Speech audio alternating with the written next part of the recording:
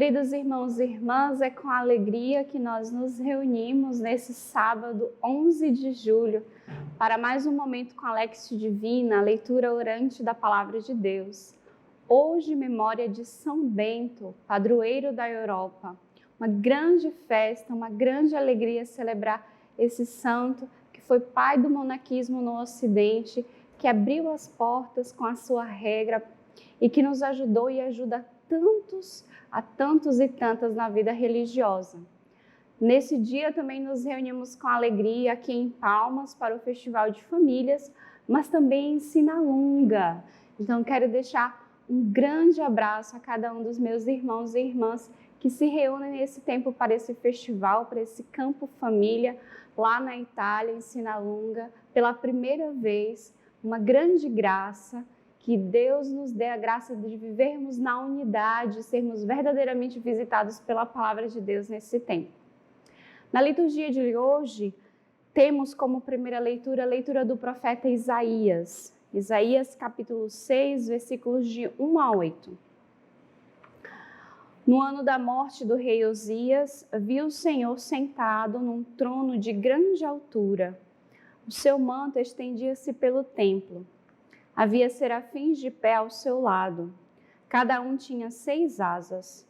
2 cobriam-lhes o rosto, 2 os pés, e com 2 eles podiam voar.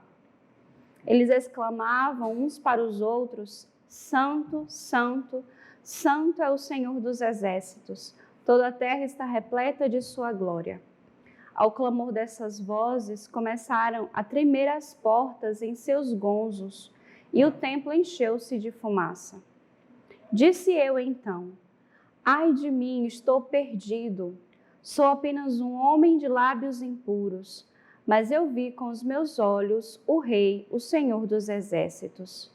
Nisto, um dos serafins voou para mim, tendo na mão uma brasa que retirara do altar com uma tenaz, e tocou minha boca, dizendo: assim que isto tocou os teus lábios, desapareceu a tua culpa e teu pecado está perdoado. Ouvi a voz do Senhor que dizia: quem enviarei? Quem irá por nós? Eu respondi: aqui estou, envia-me. Palavra do Senhor. Então, essa bela leitura da vocação, do chamado do profeta Isaías, vem como uma palavra que ecoa também para nós neste dia, como um convite, como um chamado de Deus de maneira nova. O texto começa dizendo que foi no ano da morte do rei Uzias que Isaías faz a experiência com o Senhor. Pode ser apenas um detalhe histórico para nos conceituarmos no tempo, mas também pode ser um detalhe importante. Isaías precisou testemunhar a morte de um rei para fazer a experiência com o Rei dos Reis, com o Senhor dos Senhores. Quantas mortes às vezes precisamos viver, fazer a experiência, viver a passagem para que elas se tornem uma provocação para o encontro com o Senhor. Isaías era um nobre, ele fazia parte da corte do rei. Eu creio que ele deve ter vivido esse momento com muita intensidade. E esse momento de fragilidade, esse momento delicado, se tornou ali um terreno favorável para a passagem de Deus. Meu irmão, minha irmã, eu não sei o que você vive neste dia, nesse tempo, mas talvez as mortes que Deus te permite de viver ou te pede de viver, ou até mesmo as perdas, a morte física que você possa estar testemunhando ao teu redor, sejam momentos propícios para que você faça um encontro com o Rei dos Reis, com o Senhor dos Senhores, com aquele que é o Senhor da vida, diante de todas as experiências de morte. E aí nós temos Isaías que contempla uma visão beatífica. Ele vai ver os serafins, e segundo São Tomás de Aquino, os serafins eles estão na hierarquia mais alta, são aqueles que contemplam a face de Deus noite e dia. Ele vai descrever os serafins, tinha 6 asas, 2 asas cobriam o rosto, 2 os pés, e com as outras 2 ele podia voar. E havia uma multidão que clamava: Santo, Santo, Santo é o Senhor dos Exércitos. Então há ali um ambiente de adoração, um ambiente de oração, um ambiente de contemplação da face de Deus, da presença de Deus. Versículo 4 vai dizer: ao clamor dessas vozes, começaram a tremer as portas em seus gonzos. Então, a voz de Deus que se faz ecoar e faz tremer todas as coisas. Eu desejo que essa voz ecoe também na tua vida e faça tremer tudo aquilo que deve talvez se firmar, mas também tudo aquilo que precisa ser demolido para que fique apenas a presença de Deus. E o templo encheu-se dessa fumaça. A fumaça é o sinal, o símbolo do mistério divino, da presença divina. Depois, no versículo 5, Isaías vai exclamar: ai de mim, estou perdido, né? Porque vi o Senhor, contemplei. Aqui nós temos a tradição bíblica que aqueles que viam o Senhor morriam. Então, Isaías vai dizer: estou perdido. Então, sou um homem de lábios impuros, mas eu vi com os meus olhos o Rei dos Exércitos. Então, há aqui, face à presença de Deus, ao reconhecimento da fragilidade. Isaías reconhece que é frágil, que é pecador, que é um homem de lábios impuros. E é necessário passar pela purificação. Mas rapidamente Deus dá a resposta, porque um serafim voou, tendo na mão uma brasa que retirara do altar e toca os lábios do profeta. E vai dizer: vê, isso te tocou os lábios, desapareceu a tua culpa, o teu pecado está perdoado. Então, irmãos, nós podemos fazer a experiência da misericórdia de Deus. Fazemos a experiência do nosso pecado, da nossa fragilidade, mas Deus não deixa de nos salvar, não deixa de nos purificar, não deixa de nos santificar quando nos chama. Ele nos prepara. Isaías vive essa experiência.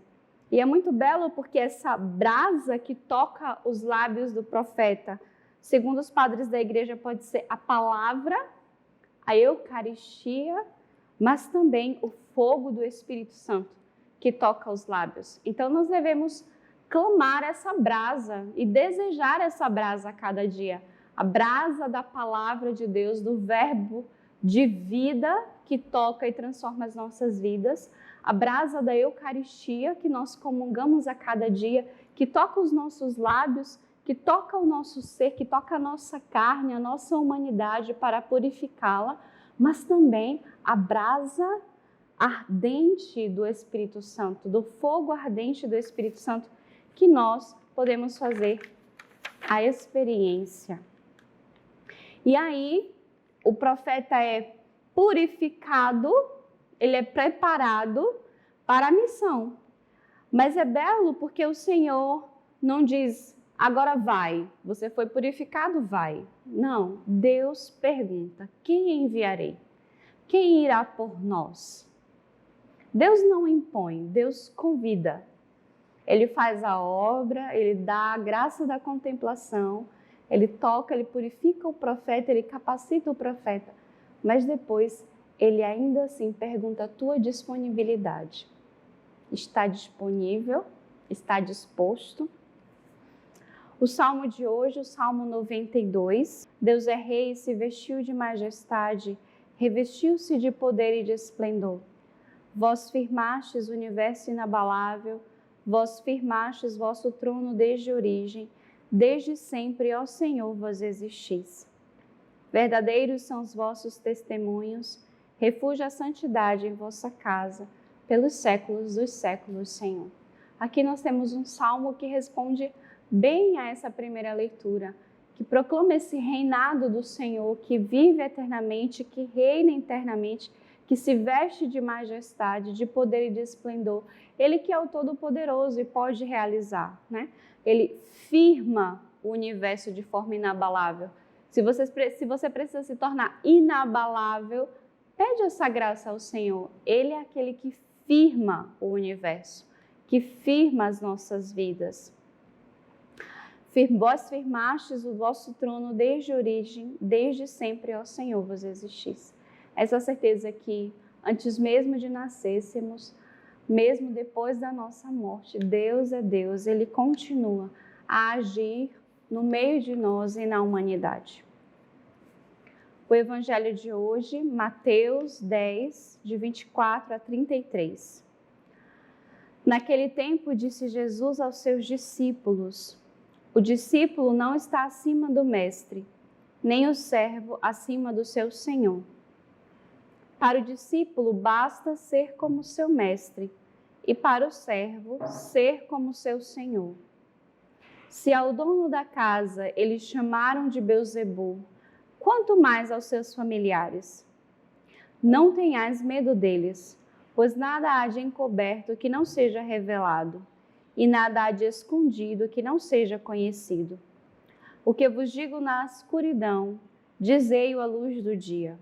O que escutais ao pé do ouvido, proclamai-o sobre os telhados.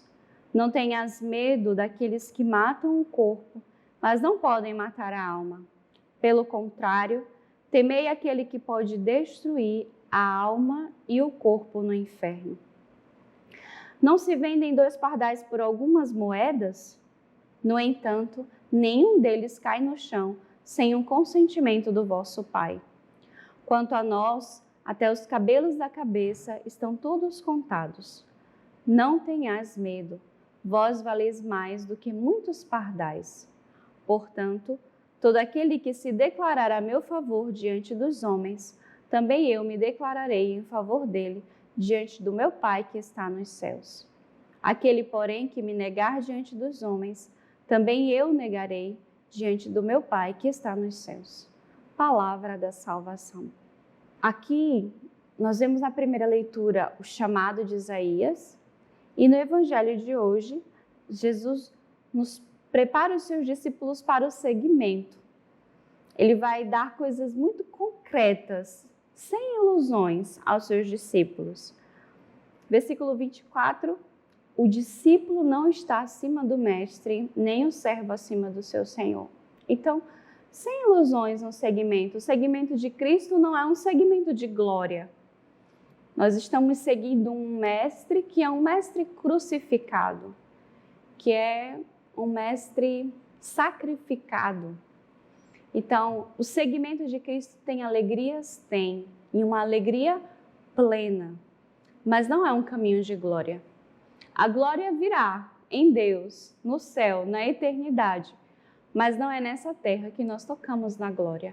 Mesmo se tocamos em muitas alegrias, mesmo se talvez tocamos em momentos de ascensão, mas o discípulo de Cristo, ele toca a cruz.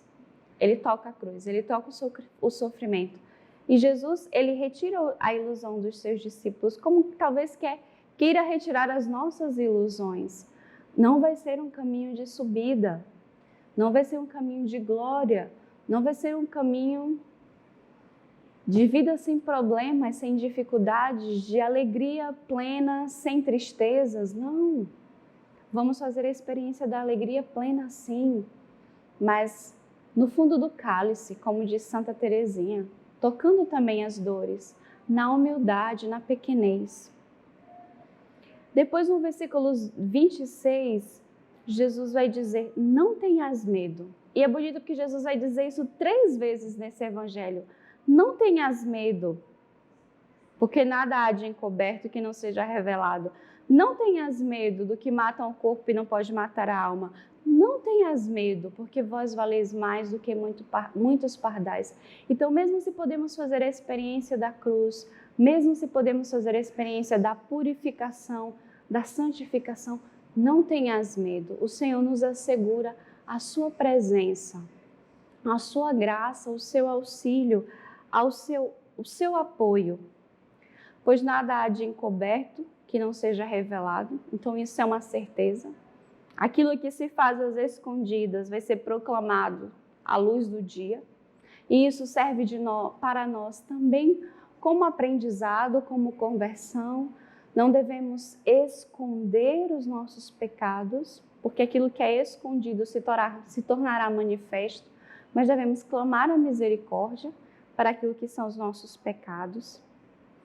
No versículo 28 ele vai dizer: não tenhas medo dos que matam o corpo, mas não podem matar a alma. O perigo não é perder o corpo, o perigo é perder a comunhão com Deus. Essa que você não pode perder.